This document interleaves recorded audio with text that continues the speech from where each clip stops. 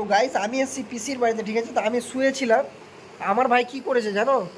আমার পিসির ভাই কি করেছে, আমার চুলটি কাটতে আসছিল গাইস, জানেন?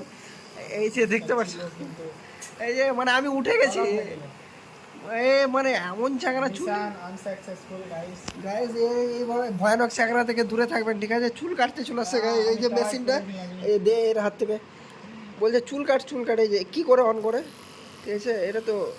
এটা মেশিন ওই এনেছে সৌদি আরব থেকে, হ্যাঁ। দেন ওকে বলছে আমাকে গিফট করে দে, করবে না, সে নিয়ে নিল। আমার চুলটি কাটার ধান নেই।